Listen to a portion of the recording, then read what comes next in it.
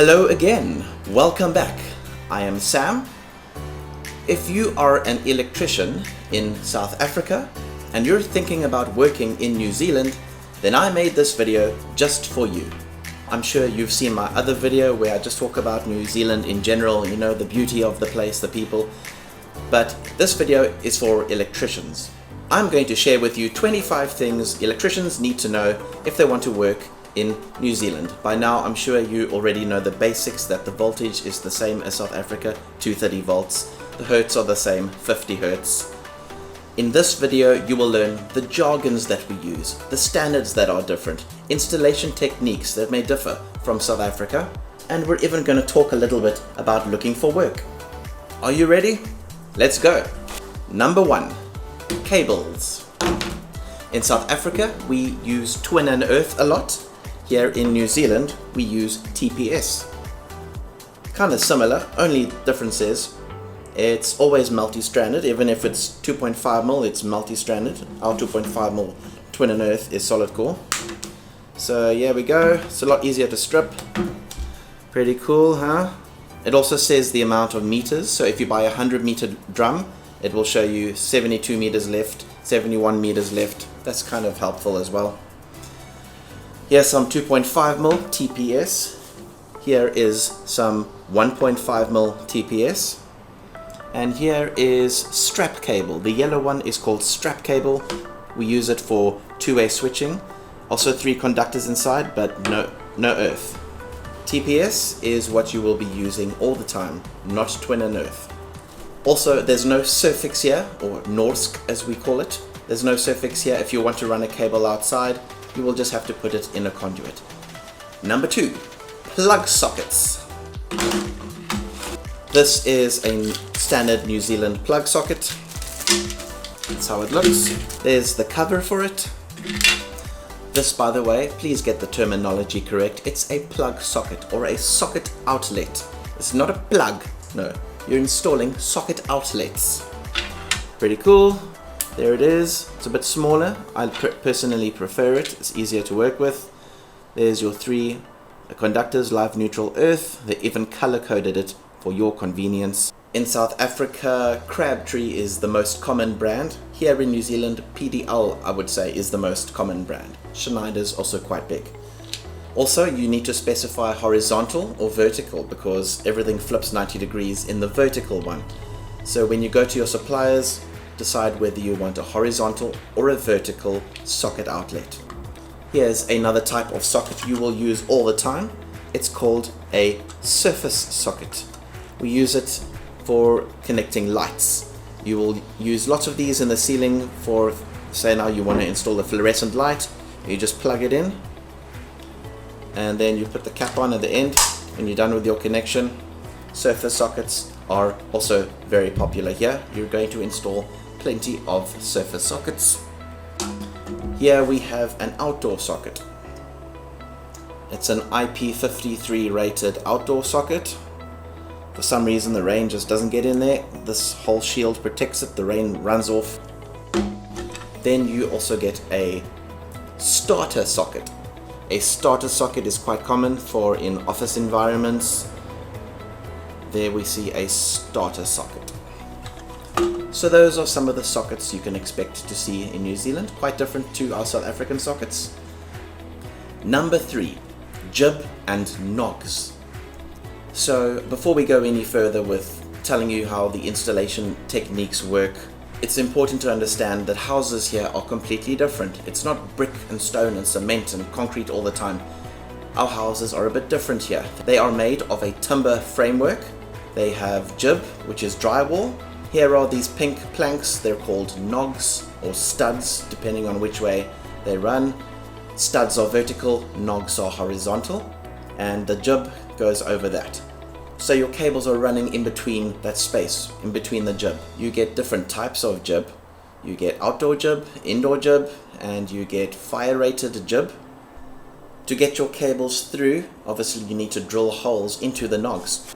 A good way to drill holes through the nog is a cordless drill and an auger bit. That's what an auger bit looks like. Goes right through the wood. That pointy tip needs to remain sharp. If you hit a nail, it's not going to work anymore. You can throw it away. Unless you get the nail biter or nail buster version, which is a bit more expensive but more durable. So you'll be using your auger bit and your cordless drill all the time. Which brings me to point number 4. Cordless. It's important to have all your cordless tools in order. Cordless drill, cordless impactor, grinder. A lot of people make the mistake of coming from South Africa with crates and crates of all their heavy corded tools. You would rather want to have cordless tools in New Zealand. You're going to stick out like a sore thumb if everything's corded around here. Cordless is the way we go here. A good brand to go for is Milwaukee. That's the popular one. AEG, like you see here, is pretty reasonable as well. Very good value. Makita is also quite popular. Ryobi, however, New Zealanders are not very fond of. If you have a Ryobi drill, you'll be the only one. So get your cordless game going. Number 5. Wall boxes. Here's your most common one. It is called a flush box. You will be using plenty of flush boxes. You attach it to your nog or your stud, put some wooden structure there, stay secure. You put your cable through there. You will use plenty of flush boxes. This is a mounting block. Almost like your PVC extension box equivalent. It goes on the surface, comes with little caps. There's your 20mm, there's your 25mm caps. Mounting block. This is an acoustic box. It also has all sorts of qualities. Has these metal wings that sort of spread out and grip into the wall. You cut a hole into the jib, you put that in there. Make a hole there for your cable to go through. I'm guessing it's called an acoustic box because it has some soundproofing qualities about it. These are quite popular as well. And this thing, my favorite, a C-clip. These C-clips come really in handy. If it's too late to put in a wall box, if you left things to the last minute and you still need to put a switch in, you can cut a hole in the jib, put the C-clip inside, screw the switch to the C-clip, tighten it, and voila, you have a way of fixing a switch or a plug socket without any flush box, just using the C-clip. Number 6, DB boards. So in South Africa, we've got Samite or CBI. Those are the black and white ones. Those are quite popular. We also have DIN rail ones in South Africa. Here, there is no Samite. We only use DIN rail or other European standards, like the vertical comb bar. It's actually quite smart. Once you've used this, you question why we ever did it any other way. To have them vertically has a lot of advantages. You attach your breakers to the chassis. You'll get used to the convenient numbering pattern, red, white, blue, red, white, blue. So if the circuit is called R17, it means red, or W13, it means white. W can also be Y for yellow. And of course, if it says B4, it's blue 4, and so on. That was never a thing in South Africa. It's a big thing here. Number 7, earth leakage. In New Zealand, it's not called an earth leakage. It's called an RCD, residual current device. And also in South Africa, we love to put the whole DB on one big earth leakage. So if something trips, the whole house just shuts down. It's so annoying. Here in New Zealand, we are way more generous with earth leakages, or shall I say, with RCDs. Every 3 breakers must have an RCD. So you'll have plugs, lights, all on an RCD. Plugs, lights on another RCD, and so on, and so on. We don't call it plugs either, we call it power. Power, lights, power, lights. Each one is on an RCD. So if something trips, we'll know where to look for, and it's unlikely to trip because it won't build up so much fault current. Also, you don't need RCD for everything. In commercial, you don't always need RCD unless it's been spec'd. But in a house, yes. In a school, yes.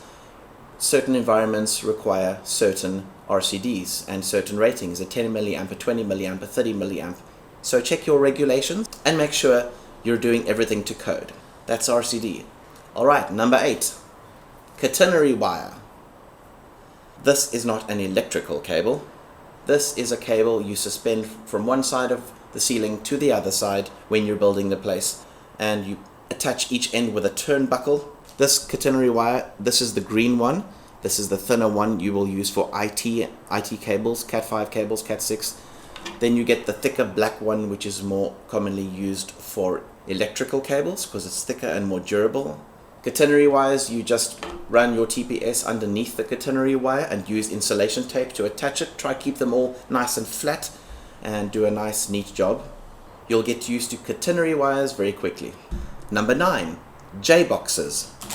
This is a J-box, a junction box. I'm guessing J stands for junction. Look at this.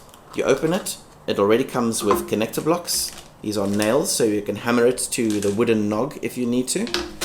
Connector blocks inside. Pretty cool, huh? So if you want to do a joint, so you take your TPS, join your 3 conductors, and then you simply take a wire cutters or a side cutters and you cut out whatever hole you need. I'm going to cut one out like that. There's an indentation inside for a 25mm conduit if you want that one, or there's even a slightly smaller rectangular indentation if you want to cut a hole for a TPS. So I've cut the square one in this case. I'll cut one on the other side. You put your cable inside it, put the lid on, tighten it, and there you have a perfectly acceptable joint in a J-box. What do you think? A lot easier than we do in South Africa. You know, the whole round box with 2 entries and the push-in glands with PVC weld, and you tighten them. You've got to find a lid somewhere and 2 6mm screws. This saves us all that time. So I'm sure you're going to love the J-box when you get here. Number 10, flexible conduit. Not really much I can tell you about this, I'm sure you know. The only difference is that we don't call it sprag like we do in South Africa. We call it flexi. There it is, just normal conduit like in South Africa, flexible conduit. It's not called sprag, it's called flexi. Okay, number 11, heat shrink. So in South Africa, say now we're crimping a lug onto the end of a 35mm conductor. If you're really professional, you'll actually go and put insulation tape over that part of the lug when you're done crimping, you know. And if you're really professional, if you're the bomb, then you will actually go and choose 3 different colors, red, white and blue. Actually, you're like, wow, this electrician bought 3 different rolls of insulation tape. He's really professional. Here, none of that even matters. We don't do insulation tape. We do heat shrink, and we use a blowtorch to shrink it.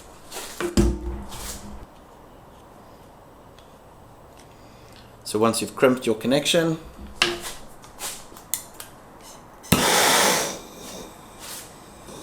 you simply heat the heat shrink. What do you think? It insulates the lug way more professionally. And then you get an even more durable type of heat shrink called Raychem. Raychem is more durable for like an industrial joint on a cable tray somewhere that needs to last a long time. You will do your joint with ferrules and then put Raychem over it. Okay, number 12. Let's talk about emergency lighting. In South Africa, I did not see a lot of emergency lights. Like if you're in a cinema, maybe those 2 little exit doors to the left and the right of the cinema screen have like an exit sign above the door. I saw one there. Maybe 1 or 2 convention centers had exit signs and exit lights, but there was no real emergency exit lighting. Here in New Zealand, it's a big deal. So the whole idea is if there's a blackout or something goes wrong, an earthquake or whatever, and there's no power, people need to be able to get out of the building. So they need to see the exit signs, but they also need general light so they can see their way around. So the exit lights will show the way out, and then you get these little lights which are called Spitfires. They just make general light. They all have batteries inside them. They sense there's a loss of power, they kick in. Well, the Spitfires kick in. The emergency exit lights are actually always on. Of course, because these are important for safety, they need to be tested regularly. So how do we test emergency lights? Kill the power to the building? No, that's impractical. So we just kill the power to that circuit. You'll often see there's a test button to kill the power to the emergency exit lights, which will cause them to come on.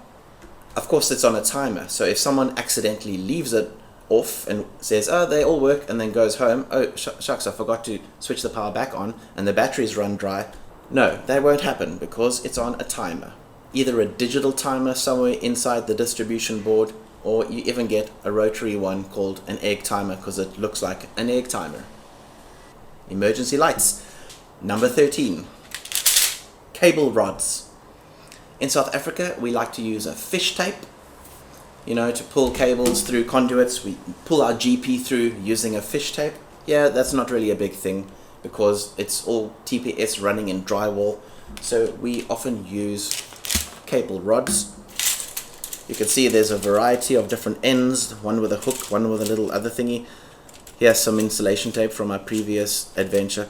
Here's some ceiling insulation from my previous adventures. So you take them,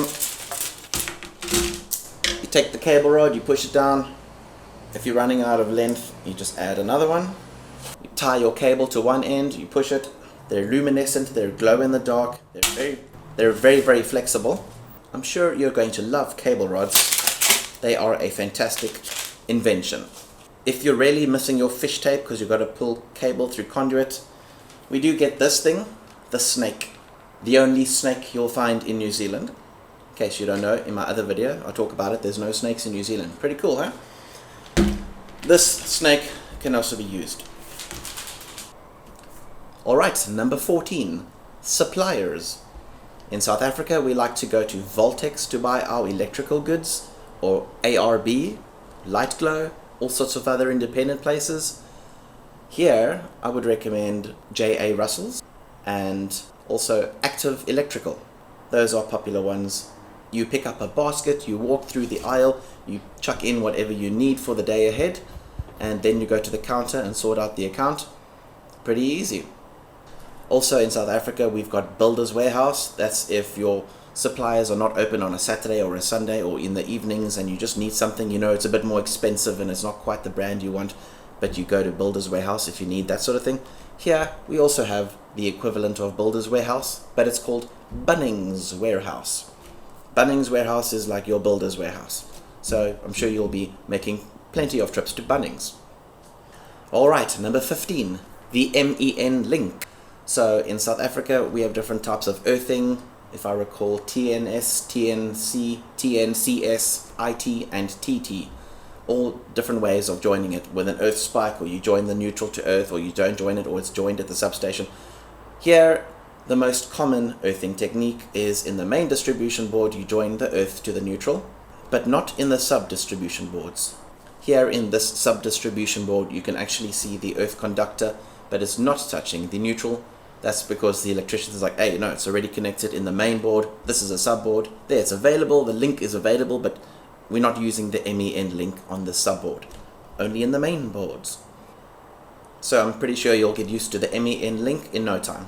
Alright, let's talk about some terms and jargon that you will hear on site. Number 16, SMOKO. SMOKO means lunch break. I think it came from the word smoke break, then they called it SMOKO, I'm not sure. So if it's 10 o'clock in the morning and your apprentice is like, hey, it's SMOKO, you need to respect that from 10 till 10:30 is SMOKO, and then from 1 till 1:30 is also SMOKO.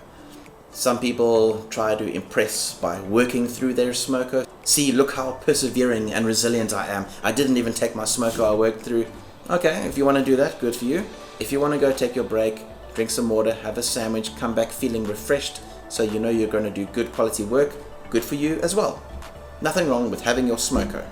And there's also nothing wrong if you're pushing for a deadline and you plow through.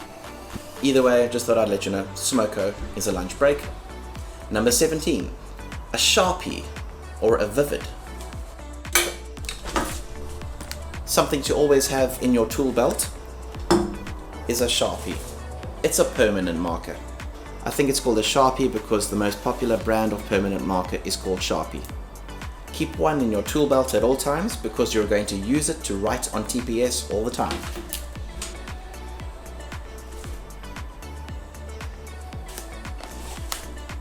Alright, number 18, hot water cylinder. I already covered this in my other video. It's not called a geyser, it's called a hot water cylinder. Just get the terminology correct. If you say geyser, they won't know what on earth you're talking about. It's a hot water cylinder. Number 19, high vis. What does high vis mean? It's this luminescent clothing you wear so that people don't like bump into you and drive into you and reverse a forklift into you. High visibility clothing. We can also call it PPE, protective personal equipment. I'm sure your company will hook you up with some high vis as soon as you start working there. Alright, number 20, site safe. Before you can be an electrician in New Zealand, you must go on a site safe course. It's just like a 4-hour course, and they teach you all sorts of basic stuff like a ladder, for instance. You all know you cannot stand on the top step. You also cannot stand on the second last step. If they catch you standing on the second last step, or even worse, the last step on a site, they will most likely kick you off the site. So you will learn all this sort of thing at the site safe course. Once you've completed the course, they will give you a little card, the site safe card, to show you that you're valid. You have to have this on you if you want to enter a site. Number 21, site inductions. A site induction is just something the builder or the building team will ask you to complete before you can step onto their site. They will either give you a piece of paper where you must tick things and read things and fill in some questions to ensure that you understand everything, like where's the emergency exit gathering, who's responsible for disposing waste, what are the risks of being on site. They might even let you just fill it in on a tablet like a Samsung Galaxy. You go through all these things, it takes you 15 minutes. You have to do a site induction before you can start on certain construction sites. Okay, number 22. Here's one that's also quite important, office admin. Yes, you're not working in an office, you're out on site, but there are some administrative things it's important to get right. Timesheets is an important one. I know in South Africa, some companies I worked for, you had to fill in timesheets on a physical piece of paper. Here, you have an app on your phone where you enter your timesheets. Your boss may prefer it if you enter your timesheets daily, because if you wait till Sunday night and then try to remember everywhere you were in the last week, you're most likely going to enter an inaccurate timesheet. So do them daily. Also, you need timesheets because that's how you get paid, because you get paid per hour most likely. Most companies will pay you weekly if you're a tradie. Most corporate places, I think it's monthly or fortnightly. Oh, and here are some other terms that might just catch you off guard. The receptionist might ask you about your WOF and your RUC and your REGO. And you're like, what is that? WOF is warrant of fitness. It's basically roadworthy. But here we don't just do roadworthy when we sell a vehicle, we do it once a year. WOF is roadworthy, warrant of fitness. RUC is a road user's card, which you may use to put petrol in your van. And REGO is simply this little piece of paper in your windshield. You know, like in South Africa, we had the round license disc in your windshield. Here it's a rectangular one. That's what a REGO is. So that's just a little bit about admin. Keep your admin under control. It'll put you in a very good light. Alright, here's a very important one. The EWRB. In South Africa, we had the ECA, the Electrical Contractors Association. Their equivalent in New Zealand is the EWRB, Electrical Workers Registration Board. You must register with them before you can work as an electrician. The wireman's license you had in South Africa doesn't mean a thing here. When you pass your trade test in South Africa, however, that is internationally recognized. That still counts for something. You will need to go onto the EWRB website and submit your application for a limited license. You will need to show them a portfolio of all your work, show them your certificate or your red seal, and then you wait 8 weeks or longer for them to approve it. Once you've got that and you have found work in New Zealand, then you will be working under supervision. Then you can ask them for the limited license which they will give you. Then to get the full license, you need to do another 500 hours or more depending on your portfolio. You'll need to complete their regulations course, which they call regs for short, and likely a few other courses as well. Then eventually you get your full license, and then your boss will surely bump up your salary a little bit. So remember to register with the EWRB as soon as you can. It sure does cost an arm and a leg, but unfortunately you have to just do it. Alright, number 24. Job hunting. I received a lot of questions in my previous video. Hi, I'm an engineer, I'm an electrician, I'm looking for work, where do I start? Yes, it's very overwhelming looking for work. Personally, I can say LinkedIn doesn't really help you, and I can say Seek really doesn't help you at all. What really helps is face-to-face. Arrange interviews, send out CVs, email CVs, make phone calls, network, talk to people, network, face-to-face, face-to-face. If you can get work in South Africa already, it makes your life a lot easier because you don't have to wait in some expensive hotel room while your visa is getting approved. You could just walk into a job. Very few get that right. Most people, however, have to come here and just look for work. Electrical companies in New Zealand used to do like an interview over Zoom or over Teams, and then eventually they got tired of it because so many South Africans get the job and the company goes through all this effort to get them over here, and then when they get here they just go and work at another job, or they don't pitch at all. And then I was told a lot of electrical companies were like, that's it, we're not doing this interviewing online anymore, they must come in if they're serious. So that's the kind of idea I'm getting. Face to face is always the best.